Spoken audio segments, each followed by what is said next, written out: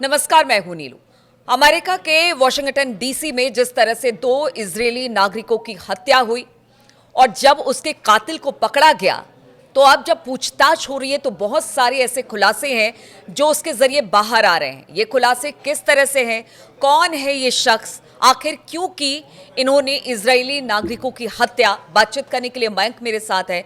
मयंक, जिस तरह से 2 इजरायली जो नागरिक थे उनकी हत्या कर दी गई और ऐसी हत्या कि रात के 9 बजे उनकी हत्या की गई, और अब जब उस शख्स को पकड़ा गया है तो बहुत सारे खुलासे हो रहे हैं, क्योंकि जब पकड़ा गया तो हमने भी वो तस्वीरें देखी कि किस तरह से वो चीख रहा था, फिलिस्तीन की डिमांड कर रहा था और बहुत सारी बातें। लेकिन अब कहा यह जा रहा है कि जब पूछताछ हो रही है तो बहुत सारे ऐसे खुलासे हो रहे हैं। आखिर इतनी बड़ी घटना को अंजाम देने के पीछे का सच क्या है, क्या खुलासे? देखिए, हम सीधा पॉइंट पे आना चाहेंगे। ये जो रॉड्रिगेज हैं, शिकागो के रहने वाले हैं, जिन्होंने ये इस हत्या को अंजाम दिया, इस लड़के ने, देखिए इसने पूछताछ में जो बात बताई है पुलिस को, उसने सबसे पहली बात तो ये बताई, उसका कहना ऐसा है कि मैंने गाजा के लिए हत्या की है। उसने कहा मैंने फिलिस्तीन के लिए हत्या की है। अच्छा। मतलब उसका कहना ऐसा है कि मैंने गाजा का बदला लेने के लिए हत्या की, मैंने फिलिस्तीन का बदला लेने के लिए हत्या की। ये जो रॉड्रिगेज है, इसने पुलिस से इन्वेस्टिगेशन में शुरुआती तौर पे ये बात कही है। अब देखिए, इसको लेके कई सारी चीज़ें हैं जो बहुत बड़े सवाल खड़े कर रही हैं। पहली बात तो हम इसको आगे बढ़ाएं, पूरी दुनिया में अब इजरायली नागरिकों पर बड़ा खतरा मंडरा रहा है। बिल्कुल। ये बात इजराइल भी समझ चुका है, ये बात अमेरिका भी समझ रहा है कि जिस तरह से इस लड़के ने ये हमला किया है, उसके बाद जो फिलिस्तीन में जो कुछ हो रहा है या गाजा में जो कुछ हो रहा है, उसको लेके एक बहुत बड़े वर्ग में बहुत ज़्यादा गुस्सा है और इस तरह के हमले हो सकता है, ऐसी आशंका है। जो निशाना बनाने की जो बात, हाँ, कई एक्सपर्ट ये कह रहे हैं, इजराइल खुद अपनी तरफ से ये इस तरह से कदम उठा रहा है कि जहां भी विदेशों में उसके नागरिक हैं, उसकी सुरक्षा तुरंत बढ़ाई जाए। अब इजराइल को भी ये खतरा लग रहा है कि कहीं ऐसा ना हो कि जिस तरह से हमला वॉशिंगटन में हुआ, ऐसे पूरी दुनिया में कई और जगह पे इजरायलियों को निशाना बनाया जाने लगे। अब देखिए, बात इन्वेस्टिगेशन के आगे बढ़ाते हैं। देखिए, इस लड़के को लेकर, रॉड्रिगेज जिसने ये हत्या को अंजाम दिया है, इसको लेके कई बड़े खुलासे हो रहे हैं। देखिए, जो यूएस अटॉर्नी जनरल हैं पैम बोंडी, इन्होंने ये बात कही है कि suspect believe to be have acted alone. ये जो शख्स है जिसने ये हत्या को अंजाम दिया, रॉड्रिगेज, इसने खुद अकेले इस हत्या को अंजाम दिया। इसके ये किसी संगठन से जुड़ा हुआ नहीं था।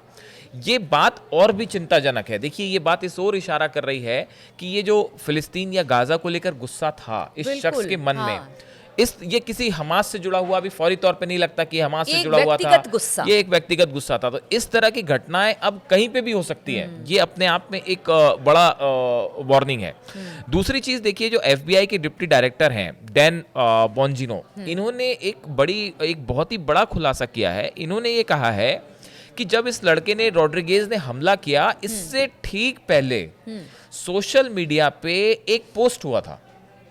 वो पोस्ट इस रॉड्रिगेज के ही नाम से था और वो पोस्ट का टाइटल क्या था, देखिए, escalate for Gaza, bring the war home. और इस आर्टिकल में उसने जो गाजा में लोगों पे हमले हो रहे हैं या फिलिस्तीनी मारे जा रहे हैं, इसके खिलाफ अपना गुस्सा जाहिर किया है और कहा है कि अक्टूबर 2023 से जितने लोग मारे गए हैं उनके प्रति इसने जो है हमदर्दी जताई है।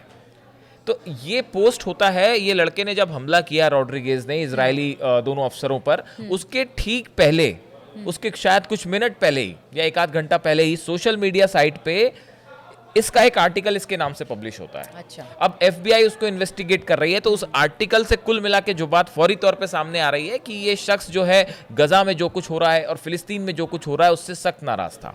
अब देखिए, इसके जो जांच आगे बढ़ी है उसमें ये बात, 2 चीजें और निकल के सामने आई हैं। पहली बात तो ये कि ये शिकागो में जो सोशलिस्ट और लेफ्ट विंग है, इनके लिए काम करता रहा है पहले। अच्छा। मतलब ये लेफ्ट विंग से शिकागो में जो है वो जुड़ा हुआ रहा है। इसके अलावा एक आंसर, ANSWER आंसर नाम से एक ग्रुप है, जो कि अमेरिका में काम करता है। Act now to stop war and end racism इसका फुल फॉर्म है। इसके लिए भी ये शख्स काम करता है और ये जो है फिलिस्तीनियों के अधिकारों की ये बात करता है ये ग्रुप, और पूरी दुनिया में जहां भी वॉर हो रहा है, युद्ध हो रहा है, उसके खिलाफ ये लोग प्रदर्शन करते हैं। हालांकि ये जो ग्रुप है आंसर जो है, इससे भी पुलिस ने इंक्वायरी शुरू की है, लेकिन फौरी तौर पे अभी इनका कोई रिप्लाई सामने नहीं आया। और जहां तक जो लेफ्ट पार्टीज हैं, उन्होंने कहा है कि भाई हमारा इससे शख्स की इस घटना से कोई लेना देना नहीं है। तो इस तरह की जो बातें हैं वो निकल के सामने आई हैं। और ये जो शख्स है रॉड्रिगेज जो है, ये शिकागो से इसने अपनी बैचलर्स डिग्री कंप्लीट की है इंग्लिश में। हाँ, पढ़ाई लिखाई शिकागो से की है इसने, और वहां से इसने बैचलर डिग्री करी है इंग्लिश में। इलियनॉइस यूनिवर्सिटी जो है वहां से इसने पढ़ाई की पढ़ा लिखा नौजवान। देखिए, अब कुल मिला के जो बात अभी तक सामने आ रही है फॉर इन्वेस्टिगेशन में, कि ये जो शख्स है रॉड्रिगेज जिसने हत्याएं की इजरायली नागरिकों की, ये किसी आतंकी संगठन से एज ऑफ नाउ सीधा उसका संबंध है या नहीं है, जांच में निकल के आएगा। लेकिन फौरी तौर पे ऐसा लगता है कि नहीं है। ऐसा अमेरिका की तरफ से जो सोर्सेस कह रहे हैं, जो अमेरिका की तरफ से जो सिक्योरिटी एजेंसीज के हमने जो बयान बताए, और इसने इस घटना को अकेले भी अंजाम दिया। इसलिए अपनी हैंडगन लेके गया था, वेट किया इसने। जैसे इजरायली वहाँ पे एक कार्यक्रम था, अमेरिकन और इजरायली लोग उसमें शामिल थे। जैसे ये इजरायली बाहर आए, इनको उसने हैंडगन से गोली मारी, और उसके बाद फ्री पैलेस्टाइन के, जैसा आपने बताया, फ्री पैलेस्टाइन, फ्री फिलिस्तीन के इसने नारे लगाए। और जब इन्वेस्टिगेशन हुआ तो इन्वेस्टिगेशन में पहली बात ही इसने कही कि मैंने गाजा के लिए मारा, मैंने फिलिस्तीन के लिए मारा। एक सवाल और यहाँ पर मैं नेतन्याहू को कल इस घटना के बाद सुन रही थी और ट्रंप को भी सुना। उन्होंने सीधे सीधे यहूदियों पर बड़ा हमला बताया, लेकिन अगर आप नेतन्याहू को सुनेंगे तो उन्होंने कहा कि देखिए हमारी सेना, मतलब इतना होने के बावजूद भी कि अब खतरा है, इजरायली जो नागरिक है जहां जहां भी उनको खतरा है, लेकिन इसके बावजूद नेतन्याहू ये कहते दिखाई देते हैं कि देखिए हमारी सेना लगातार गजा में आगे बढ़ रही है, उन सब जगहों पर कब्जा कर रही है, जिनको छोड़ के जाना है जो फिलिस्तीनियों को, वहां से चले जाएं, हम ट्रंप की नीतियों को आगे बढ़ा रहे हैं। इसको फिर हम किस तरीके से देखें? अब देखिए क्या है कि गजा में तो ये बात अब साफ हो चुकी है कि गजा में जो हमले हो रहे हैं वो इजराइल एक अपनी प्लानिंग, अपनी एक नीति के तहत आगे बढ़ रहा है। और पूरा वेस्ट जो है वो फ्रांस ने आपत्ति जताई, इंग्लैंड ने आपत्ति जताई, जितनी जो वेस्टर्न कंट्रीज हैं, वो भी यूरोपियन कंट्रीज जो हैं, वो भी ये बात मान रही हैं कि गजा में जो कुछ हो रहा है वो बहुत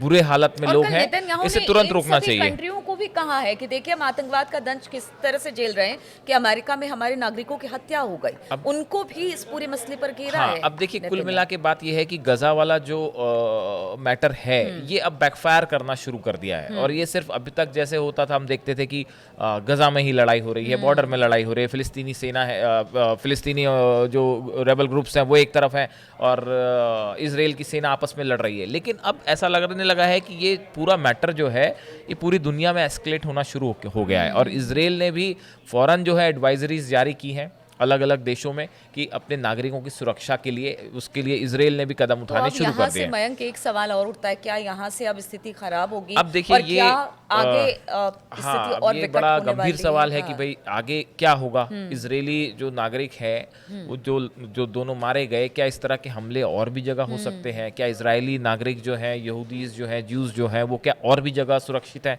ये फिलिस्तीन का गुस्सा और गाजा का गुस्सा जो है, क्या ये आगे और दिखाई देगा दुनिया में? ये कई ऐसे सवाल हैं जिसका फिलहाल इंतजार करना होगा। लेकिन सबसे मुफीद बात यह है कि गजा में फौरन सीज फायर होना चाहिए।